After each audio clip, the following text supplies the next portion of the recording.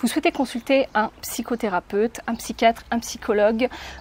Bref, vous avez besoin d'un accompagnement thérapeutique, psychologique, mais vous êtes perdu, vous ne savez pas comment vous y retrouver parmi tous ces professionnels. Je vous fais une vidéo qui vous explique en détail toutes les spécificités de chaque formation et de chaque type de thérapeute.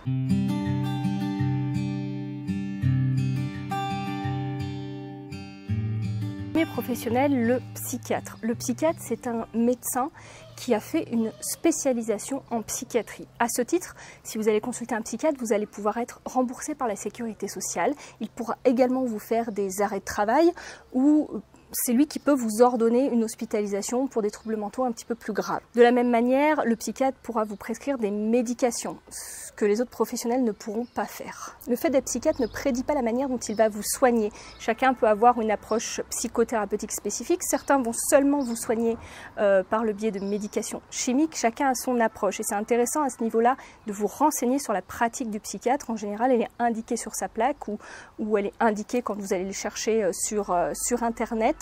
Pour tout ce qui est vraiment les pratiques thérapeutiques, je vous ferai une vidéo spécifique pour vous expliquer un petit peu tous les courants thérapeutiques pour que vous puissiez vous y retrouver. Je reviens sur les professionnels. Donc le psychiatre, c'est vraiment un professionnel de santé, c'est un médecin et à ce titre, il est donc amené à pouvoir vous prescrire. C'est la différence avec le psychologue qui lui est également un professionnel de la santé mentale puisqu'il aura fait 5 années d'études dans une fac de psychologie pour faire de l'accompagnement thérapeutique, mais il ne sera pas en mesure de vous prescrire quoi que ce soit ou ces séances ne seront pas forcément remboursées. Ça, c'est à voir avec votre mutuelle parce que de plus en plus souvent maintenant, les mutuelles remboursent les consultations de psychologie, mais pas forcément dans leur globalité. Que ce soit le psychiatre ou le psychologue, ce sont vraiment des praticiens qui sont reconnus comme aptes à vous accompagner dans une démarche psychothérapeutique, puisque tous les deux vont être répertoriés en tant que professionnels de santé et que ce soit le médecin qui est inscrit à l'ordre des médecins ou le psychologue qui va être inscrit à l'ARS et qui aura un numéro ADELI pour avoir le droit d'exercer, les deux sont également soumis au secret professionnel. À côté de ça, vous allez trouver des psychothérapeutes. Alors le terme psychothérapeute, c'est un terme qui, jusqu'en 2012, ne voulait rien dire, puisque tout le monde pouvait mettre sur sa plaque qu'il était psychothérapeute. Depuis 2012, ça a été cadré par la loi, c'est un titre qui est protégé. Pour être psychothérapeute, il faut soit avoir fait une formation initiale en psychologie, et avoir fait un complément de formation si on n'a pas fait une spécialisation en psychologie clinique, soit il faut être psychiatre ou psychologue clinicien de droit, ont droit d'être psychothérapeutes. À côté de ça, tous les gens qui également ont exercé pendant 5 ans avant 2012 en tant que psychothérapeute ont le droit de faire une demande pour pouvoir utiliser ce titre dans leur pratique. Quatrième professionnel que vous risquez de retrouver, des psychanalystes. Alors attention au terme de psychanalyste, parce que souvent on pense que c'est des gens qui sont forcément formés à la psychologie, formés à la psychiatrie.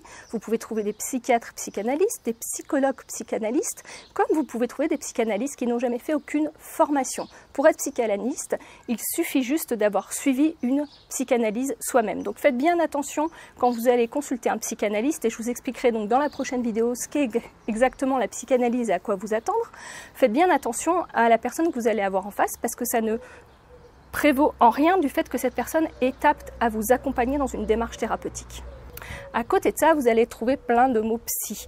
Vous allez trouver des psychopraticiens, je crois, psychosomatologues, vous allez trouver des coachs de vie, des coachs pour plein de choses différentes. Alors souvent on est attiré parce qu'on se dit bon, j'ai pas un gros problème, pour moi ça relève pas de la psychiatrie, ça relève pas d'un trouble psy, alors pourquoi irais-je voir un psy, un psychiatre, un psychologue, etc., etc. Et on est attiré par ce type de thérapeute là. Attention, le terme de thérapeute n'est pas protégé. Tout le monde peut se mettre thérapeute du jour au lendemain. Donc ça ne veut pas dire que si vous consultez un de ces thérapeutes-là, ça sera quelqu'un qui ne sera pas compétent pour vous accompagner. Ça veut juste dire que dans l'eau, en fait, le titre ne prévoit rien de sa compétence à vous accompagner. Donc faites attention, parce que même si c'est pour un problème qui, somme toute, vous paraît peut-être pas majeur, vous êtes quand même à même de vous livrer, à même d'exposer vos problématiques, à même de vous mettre dans une posture de fragilité, de vulnérabilité. Donc faites attention quand même à la personne que vous allez consulter, parce que il faut vraiment que vous soyez sur quelqu'un qui soit compétent. Et d'ailleurs, je vous ferai une petite vidéo pour vous expliquer comment bien choisir son thérapeute ou son psychothérapeute. Voilà très rapidement les différences entre les différentes appellations psy.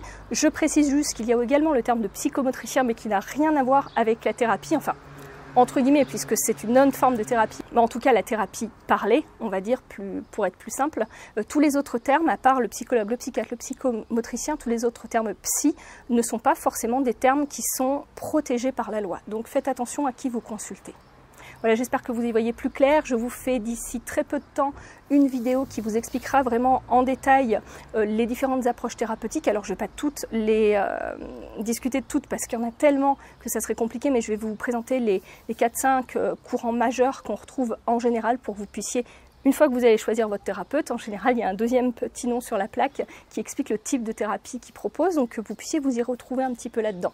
N'hésitez pas à me mettre en commentaire s'il y a des choses dont vous souhaiteriez que je parle un petit peu plus, s'il y a une thérapie en particulier qui vous intéresse ou si vous avez des questions. Je vous laisse là pour aujourd'hui, je vous dis à très bientôt.